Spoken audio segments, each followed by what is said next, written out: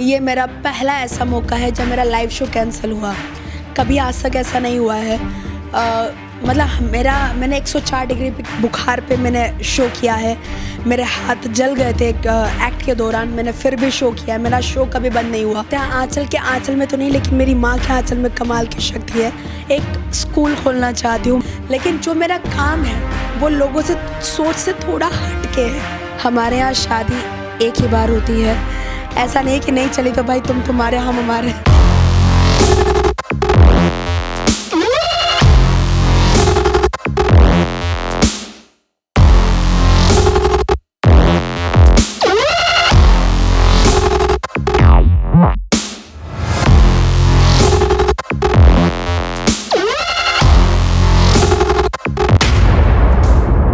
नमस्कार, उदयपुर न्यूज़ में आपका स्वागत है और आपके साथ मैं हूं कृतिका चौबिसा। आप देख रहे हैं हमारा कार्यक्रम खास मुलाकात। आज खास मुलाकात में मैं आपको जिस शख्सियत से रूबरू करवाने जा रही हूं वो किसी परिचय की मोहताज नहीं है। जी हां, बहुत ही कम उम्र में, लगभग 4.25 साल की उम्र में उन्होंने तिलिस्म की दुनिया में, जादू की दुनिया में अपने कदम रखे और आज सफलता के उस मुकाम पर है जहाँ हम आपको सीधा उनसे मिलवाएंगे। हमारे साथ मौजूद है एक नन्ही सी जादूगर थी आंचल, जिन्हें मैंने तब देखा था और इतने सालों बाद मैं आज देख रही हूँ, तो बहुत खुशी जो है वो मुझे भी हो रही है। आंचल, उदयपुर न्यूज़ में बहुत बहुत स्वागत करते हैं आपका। सबसे पहला सवाल मेरा, आंचल के आंचल में कितनी शक्तियाँ हैं? सबसे पहले तो Kritika ji, thank you so much for inviting me here. सभी दर्शकों को सादर प्रणाम। Bear with my voice, sorry मेरा आज थोड़ा सा गला सही नहीं है। आंचल की आंचल में कितनी शक्ति है, आपका सवाल था। एक्चुअली मुझे लगता है आंचल के आंचल में तो नहीं, लेकिन मेरी माँ के आंचल में कमाल की शक्ति है, जिसका नतीजा आज आप मुझसे मिल के लिख सकते हैं। आंचल, बहुत सारे मुकाम आपने अपनी इतनी सी उम्र में हासिल किए हैं। 4.25 साल से आज आपकी उम्र लगभग 29 है और इस दरमियान का सफ़र आपका कैसा रहा? मैंने सुना है कि राजस्थान गौरव से आप सम्मानित हुई हैं, वर्ल्ड रिकॉर्ड में आपका नाम दर्ज हुआ है और सिर्फ देश ही नहीं, विदेशों के जाने माने जादूगर में आज मेवाड़ की इस बेटी का नाम लिया जाता है। तो उस सफ़र के बारे में हमें कुछ बताएं। सफ़र बहुत कमाल का रहा, बहुत ही शानदार।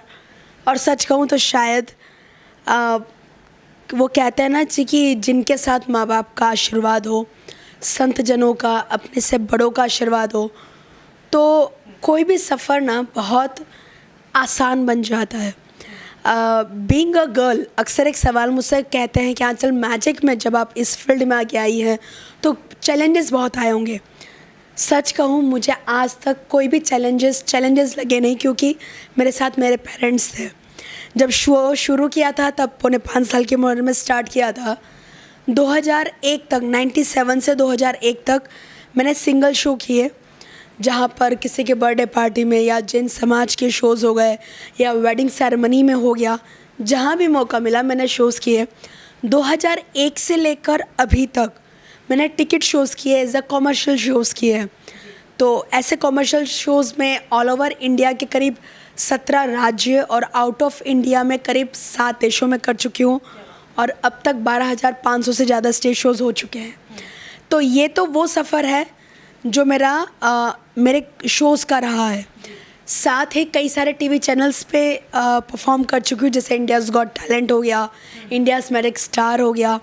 साउथ इंडिया के 2 शोज़ थे, 2 चैनल के 2 शोज़ थे। ETV तेलुगु पे था अधूर्स 2 और ETV कन्नड़ पे था सुपर 2। उन दोनों शोज़ की मैं विनर बनी हूँ। एशियाज़ गॉट टैलेंट में पार्टिसिपेट किया है, मास्टरपीस में पार्टिसिपेट किया है। रिसेंटली हमारे जादू के फील्ड में ओलंपिक कहे जाने वाला एक टीवी शो आता है, जो वर्ल्ड वाइड जादू के लिए सबसे ज़्यादा पॉपुलर शो है, जिसका नाम है पेन एंड टेलर फूलस।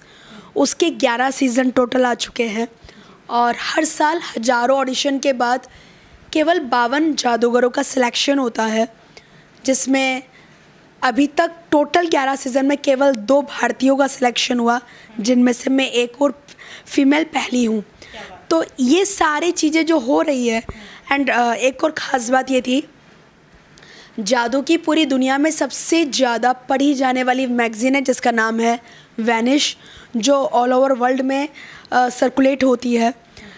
उस मैगज़ीन में अभी इसी साल जनवरी के अंक में मैं पहली ऐसी भारतीय बनी हूँ जिसका कवर पेज पे स्थान मिला है और अंदर 8 पेज की स्टोरी लगी है।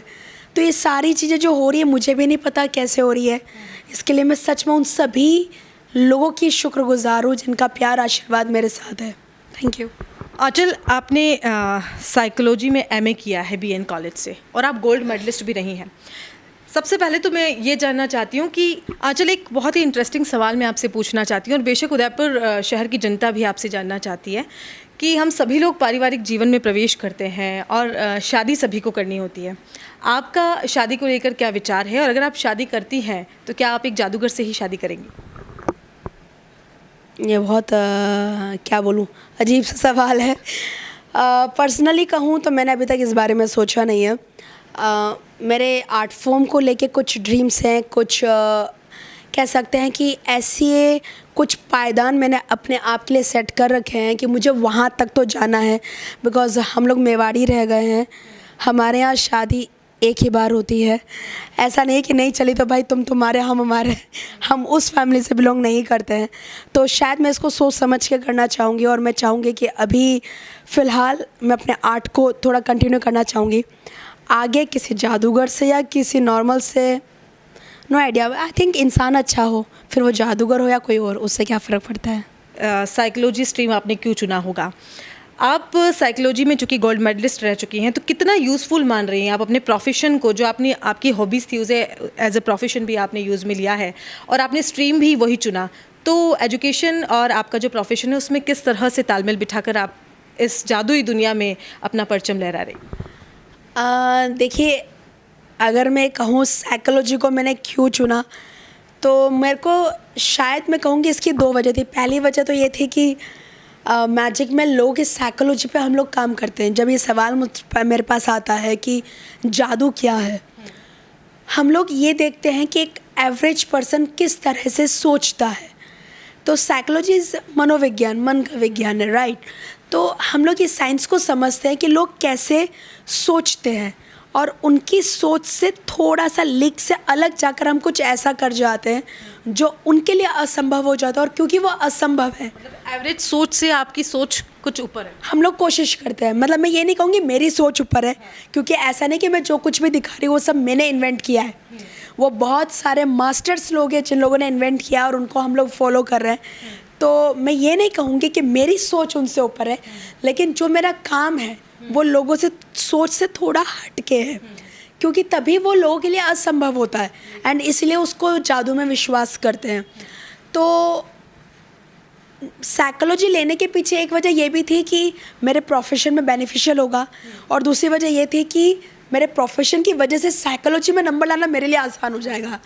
तो ये दोनों वजह थी एंड इस वजह से काफ़ी अच्छा रिजल्ट भी रहा।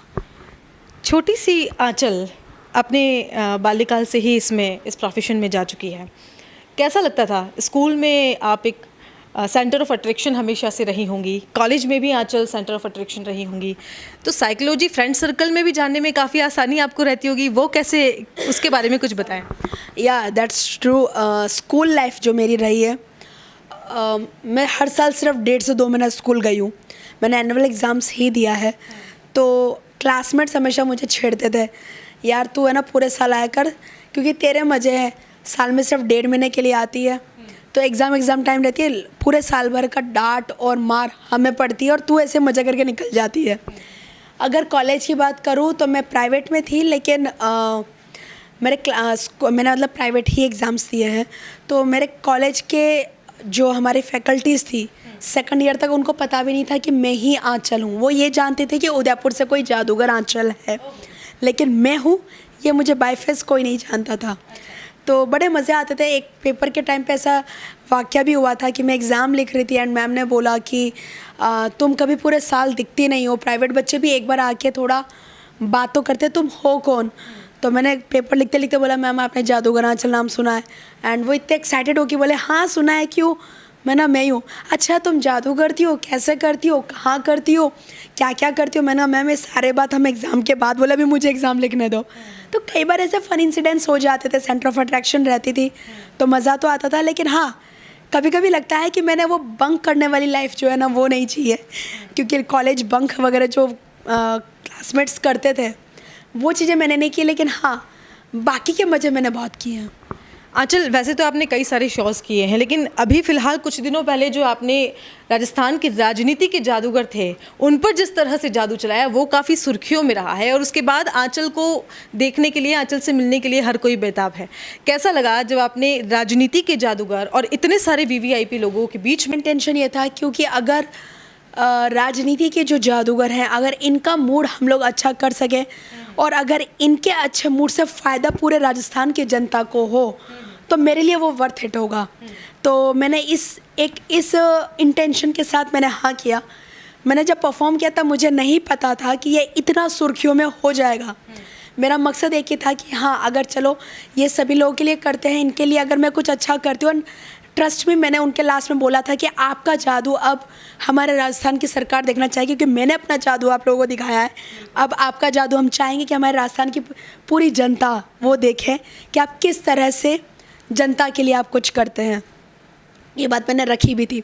तो जिस तरह से ये सब कुछ हुआ एंड एट द एंड एक एक्ट था, नंबर का एक एक्ट था, बहुत इंटरेस्टिंग एक्ट था, जिसमें मैंने उन लोगों से कहा आप कोई से भी नंबर्स लिखते जाइए and at the end of the day मतलब जो रिज़ल्ट आया वो मैंने उनको पहले ही प्रेडिक्ट करके रखा था कि यही रिज़ल्ट आएगा। और इसका क्लाइमैक्स वो था कि जब उन नंबर को हमने उल्टा किया तो वहाँ पे सरकार का नाम लिखा हुआ था। तो ये जो चीज़ था जो मेरा सबसे क्लाइमैक्स था एंड काफ़ी खूबसूरत रहा। तो इट वाज ओवरऑल बहुत मज़ेदार था। और मुझे नहीं पता था कि कांग्रेस के जो लीडर्स थे, या ये कहूँ कि जो जनप्रतिनिधि हैं, ये भी कुछ पल के लिए मेरे सामने बच्चे बन जाएंगे। मेरे लिए वो लम्हा बहुत ख़ास था। जी बिल्कुल। आपने कई सारे शोज़ किए हैं, लेकिन शोज़ के दरमियान कोई ऐसी बात जो आपके दिल के बेहद करीब है और आप मेवाड़ की बेटी उदयपुर की जनता को उनके साथ शेयर करना चाहें, तो कुछ ऐसी याद, कोई ऐसी बात, कोई ऐसा वाक़या हमें ज़रूर बताएं। देखिए इस तरह के वाक़ये बहुत होते हैं, क्योंकि आप जब रोज़ाना 2 शो करते हो, 3 शो करते हो, अभी तो यहाँ पर एक ही है, बट हाँ इतने सारे शोज़ करते हैं तो कई शो में ऐसे कुछ ना कुछ किस्से हो जाते हैं। अगर मैं पर्टिकुलर किस्सा ना कह के अगर ऐसा कहूँ तो मेरे लिए दिल के करीब वो सभी लम्हे होते हैं जब मैं नीचे आती हूँ और बच्चे बोलते दीदी हमें एक दिन आपके जैसा जादूगर बनना है, या पेरेंट्स आके बोलते हैं कि आपको देख के हमने हमारे बच्चे का नाम आंचल रखा।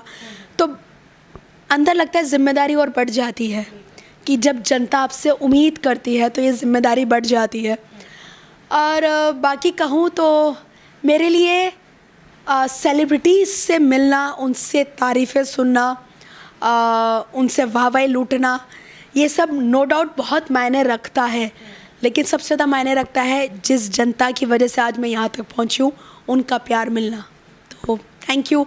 बाकी अगर हाँ पर्टिकुलर वाक़या कहूँ तो मैंने फायर एस्केप किया था जब मुझे 100 फीट लंबी चेन और 100 तालों से बांध के लकड़ी के बक्से में बंद किया।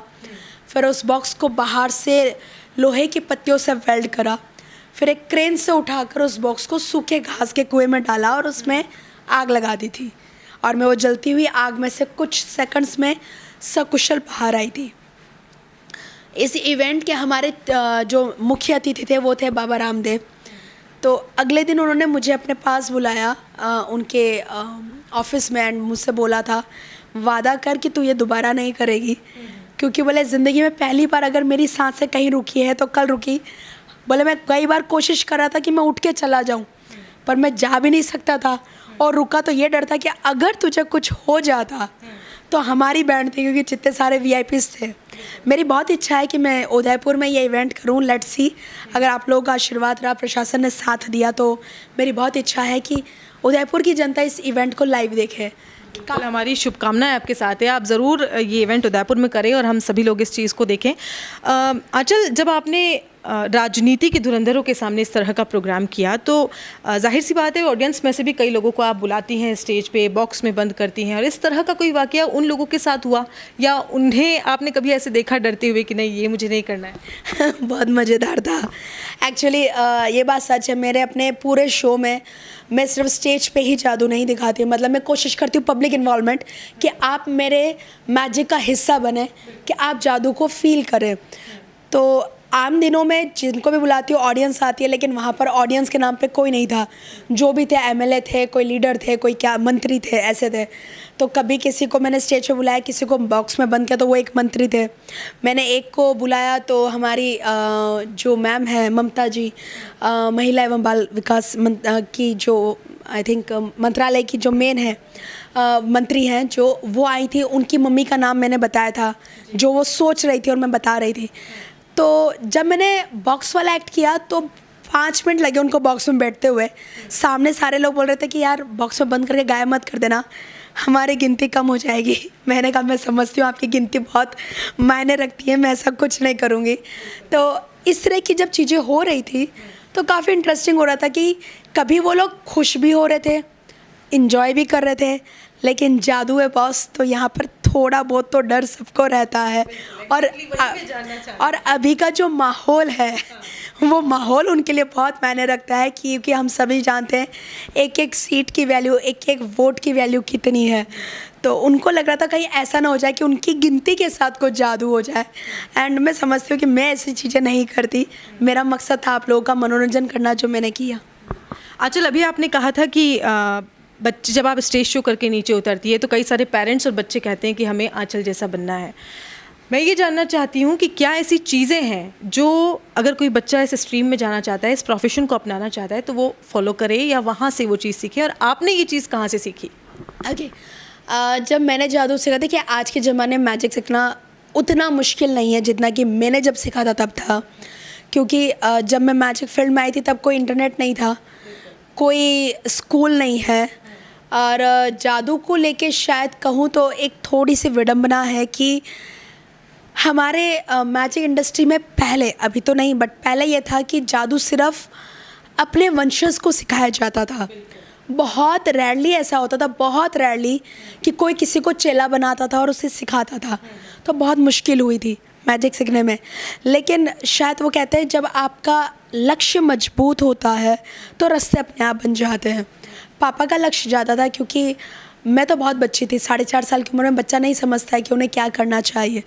पापा का ये था, पापा का शौक़ था। उन्होंने तरह तरह की दुकानों पर जाकर, मैजिक स्टॉल्स में आप देखेंगे कई सारे जब मेले लगते हैं तो वहाँ पे जादू की दुकानें लगती हैं, तो वहाँ जा जा के उन्होंने सीखा और मुझे सिखाया। और जब मैंने पहला शो किया तो रिस्पॉन्स अच्छा था, और अगले दिन मीडिया ने जिस तरह से मुझे हाईलाइट किया, मैं कहूँगी मुझे जादूगर बनाने में एक बहुत बड़ा हाथ हमारे मीडिया का है। क्योंकि अगर मीडिया कवरेज नहीं होता तो शायद पापा कभी इतना एक्साइटमेंट से नहीं काम करते। तो वहाँ से शुरू किया, फिर कई जादूगरों को देखते, उनका परफॉर्मेंस देखते और हम सीखते रहे। ऐसे कर कर के मैं आगे आई, और फिर अनुभव से, और अब मेरे फ्रेंड सर्कल इतना अच्छा बन गया है कि जब उन्हें कुछ नहीं आता वो मुझसे पूछते हैं, मुझे नहीं आता तो मैं उनसे पूछती हूँ। अब हम लोग ऐसा कर रहे हैं। नो डाउट इंटरनेट बहुत हेल्प करता है कि हमें ये बताता है कि अभी राइट नाउ वर्ल्ड में लोग किस तरह का प्रेजेंटेशन देख रहे हैं, क्या चल रहा है, क्या नया अपग्रेड करना है। तो कुल मिला के ये है कि आज की डेट में अगर आपको मैजिक सीखना है तो रिसोर्सेज बहुत अवेलेबल है। लेकिन मेरी एक निवेदन रहेगा, जो भी जादू सीखना चाहते हैं, जादू को केवल मजाक के लिए कभी मत सीखना। क्योंकि जादू को मैंने 24 साल दिए, या ये कहूँ कि मेरी ज़िंदगी के 24 साल जादू में गए हैं। तो मेरे लिए जादू मेरा पहला प्यार है, जादू मेरे लिए मेरी पूजा है। तो आज जो कुछ भी है मुझे मिला है जादू की वजह से मिला है। तो लोगों को आजकल लगता है सिर्फ रहस्य जानना ही जादूगर बनना हो गया। ऐसा नहीं है। रहस्य जानना आसान होता है, लेकिन रहस्य को इतने लोगों के बीच में परफॉर्म करना और उस तरीके से करना कि लोग आपको नहीं समझ पा रहे हैं, और वो एक असली जादूगरी है। तो प्रेजेंटेशन बहुत हद तक मायने रखता है कि आप किस तरह से परफॉर्म करें। मेरी इच्छा है कि शायद अगर ईश्वर ने साथ दिया तो आगे जाके मैं एक स्कूल खोलना चाहती हूँ मैजिक का, और हमारे उदयपुर में ही, जहाँ पे लोग आके जादू सीखें। आंचल, हमें ये बताइए कि अभी जिस तरह से देखा जा रहा है तो काफ़ी सारे चैलेंजेस बच्चों के सामने हैं। क्या गवर्नमेंट से आप ऐसा चाहेंगे कि इस जो ये विधा है उसमें बच्चों को बढ़ावा मिल सके, और स्कोप जो है वो जो बच्चे इस स्ट्रीम में जाना चाहते हैं उन्हें मिल सके? तो गवर्नमेंट किस तरह से आप लोगों को हेल्प करे? देखिए, एक्चुअली इसका पूरा प्रपोज़ल तो अभी तक मैंने भी नहीं बनाया है। लेकिन हाँ, एक चीज़ ज़रूर है कि जादूगर लोग कलाकारों में नहीं गिने जाते सरकार की तरफ से। जैसे कि बाकी की जो ललित कला में बाकी कलाएं जो शामिल हैं, नृत्य कला हो गई, संगीत कला हो गई, वाद्य यंत्र हो गए, कई सारी आर्ट फॉर्म्स हैं जो ललित कला में शामिल है। जादू अभी तक ललित कला में शामिल नहीं है। तो मैं ये ज़रूर चाहूँगी कि ललित कला में शामिल होता है तो सरकार की तरफ से भी हम कलाकारों को, मतलब हम मजिशियंस को भी कला का दर्जा मिलता है। और कई सारे गवर्नमेंट के जो इवेंट्स होते हैं इंटरनेशनल लेवल पे, उनमें मजिशियंस को भी उसका बेनिफिट मिलेगा। प्लस कई सारे आप देखेंगे लोन्स की फैसिलिटीज़ होती हैं जो ललित कला में जितनी भी कलाएं शामिल हैं उन कलाकारों को बहुत सारी फैसिलिटीज़ मिलती है गवर्नमेंट की तरफ से। लोन से रिलेटेड हो गया, अगर वो कुछ अपना एकेडमीज़ वगैरह अगर इस्टेब्लिश करना चाहे तो वो ज़मीन उनको बहुत रियायत दर पे मिल जाती है।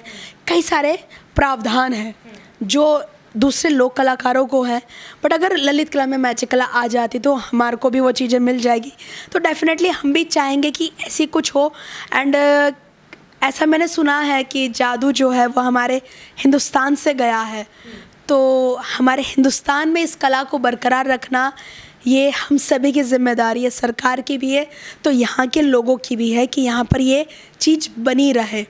तो डेफिनेटली मेरी ये इच्छा होगी कि ललित कला में शामिल हो। बाकी प्रपोज़ल इसका हम लोग बना रहे हैं जो गवर्नमेंट के साथ जाएगा। ये आंचल का आइडियल कौन है? मैंने देखा है कि आपके पिता का काफ़ी अच्छा सपोर्ट है, आपकी फैमिली का काफ़ी अच्छा सपोर्ट है, आपके पिताजी से भी मैंने बात करी तो मुझे पर्सनली ऐसा लगा कि बहुत ज़्यादा आपसे उनको है।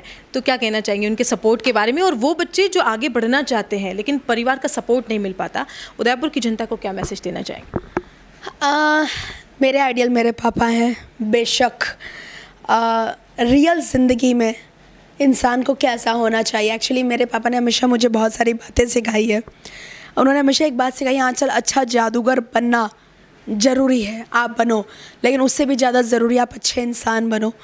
आपकी खूबी में, आपकी कला में, खूबी तो नहीं कहूँगी लेकिन आप में कुछ ऐसी बात होनी चाहिए कि जब आप किसी से रूबरू होते हो तो कम से कम हर शो में किसी एक ही ज़िंदगी पे तो आपका प्रभाव पड़ना चाहिए और उसकी ज़िंदगी में बदलाव आना चाहिए। तो ये सारी बातें अगर मुझे किसी ने सिखाई है तो मेरे पापा और मेरी माँ ने सिखाई है। मेरी माँ जो ज़्यादा वो कभी मीडिया में आती नहीं है, कैमरे के सामने नहीं आती है, लेकिन अगर संघर्ष की बात करूँ तो मेरी माँ ने जितना संघर्ष किया है उतना किसी ने नहीं किया। और ये बातें मैं इसलिए कर रही हूँ क्योंकि उदयपुर की जनता में कई लोग ऐसे होंगे जो अभिभावक हैं जो मुझे देख रहे हैं। देखिए हर बच्चे में प्रतिभा होती है। मैं शायद एक एग्ज़ाम्पल से समझाना चाहूँगी। बहुत सारे अभिभावक चाहते हैं कि हमारे बच्चे राम की तरह संस्कारी हो, पर अगर आप ये चाहते हैं कि आपके बच्चे संस्कारी हो, राम की तरह बने, पर उससे पहले ये ज़रूरी है कि आपको कौशल्या की तरह उन्हें संस्कार देने पड़ेंगे। तो ज़रूरी है कि आप अपने बच्चों की प्रतिभा को देखें, उन्हें सपोर्ट करें। मेरा भाई जो मेरी रीढ़ की हड्डी है, जिसके बिना मैं कुछ नहीं हूँ, बहुत बड़ा सपोर्ट सिस्टम है मेरा। गुरु, जिसको इन दिनों आपने इंडियाज़ गॉट टैलेंट पे भी देखा होगा गत दिनों। तो मैं सभी से यही कहना चाहूँगी कि प्लीज़ जो भी पेरेंट्स हैं अपने बच्चों को हेल्प करें। आई थिंक इनका कैमरा स्टॉप हो गया है। Okay, carry on. Okay, that's fine. तो मैं यही कहना चाहूँगी आपके बच्चों को सपोर्ट करें। अगर मेरे पेरेंट्स ने मुझे सपोर्ट नहीं किया होता तो मैं आज यहाँ तक नहीं होती। तो बच्चों पे ज़बरदस्ती कुछ थोपे ना, आप उन पे उनकी इच्छा के विपरीत जाके नहीं, उनके साथ में सपोर्ट करेंगे, बच्चे बहुत आगे जाकर आपका नाम कमाएंगे। और बच्चों से कहूँगी आपका समय बहुत मूल्यवान है, उसे सही हिसाब से इस्तेमाल करें। आंचल, एक बहुत ही इंटरेस्टिंग सवाल मैं आपसे पूछना चाहती हूँ और बेशक उदयपुर शहर की जनता भी आपसे जानना चाहती है कि हम सभी लोग पारिवारिक जीवन में प्रवेश करते हैं और शादी सभी को करनी होती है। आपका शादी को लेकर क्या विचार है और अगर आप शादी करती हैं तो क्या आप एक जादूगर से ही शादी करेंगी? ये बहुत क्या बोलूँ, अजीब सा सवाल है। पर्सनली कहूँ तो मैंने अभी तक इस बारे में सोचा नहीं है। मेरे आर्ट फॉर्म को लेके कुछ ड्रीम्स हैं, कुछ कह सकते हैं कि ऐसे कुछ पायदान मैंने अपने आप के लिए सेट कर रखे हैं कि मुझे वहाँ तक तो जाना है। बिकॉज़ हम लोग मेवाड़ी रह गए हैं, हमारे यहाँ शादी एक ही बार होती है। ऐसा नहीं कि नहीं चली तो भाई तुम तुम्हारे हम हमारे, हम उस फैमिली से बिलोंग नहीं करते हैं। तो शायद मैं इसको सोच समझ के करना चाहूँगी और मैं चाहूँगी कि अभी फ़िलहाल मैं अपने आर्ट को थोड़ा कंटिन्यू करना चाहूँगी। आगे किसी जादूगर से या किसी नॉर्मल से नो आइडिया। आई थिंक इंसान अच्छा हो, फिर वो जादूगर हो या कोई और, उससे क्या फ़र्क पड़ता है। आंचल, आज आप हमारे शो में आई और अपनी बारे में, अपने जीवन से जुड़ी हुई बातों के बारे में हमारी उदयपुर शहर की जनता को आपने बताया, इसके लिए आपका तहे दिल से शुक्रिया। Thank you so much Kritika, मुझे ये मेरे लिए सौभाग्य की बात है एंड आपके माध्यम से मैं उदयपुर की जनता तक पहुंची हूँ, तो बहुत बहुत आभार, खमा गणी। तो मेवाड़ की ये बेटी जो देश ही नहीं दुनिया में भी अपना परचम लहरा चुकी है, उनकी ज़िंदगी के बारे में हमने जाना। उनसे ये जाना कि अगर कोई बच्चा या कोई भी व्यक्ति जादू की दुनिया में, तिलिस्म की दुनिया में अपना नाम कमाना चाहता है तो कैसे वो आगे बढ़े और कैसे इस विधा को दूर तक ले जाए। खास मुलाकात में फ़िलहाल इतना ही, दीजिए इजाज़त, नमस्कार।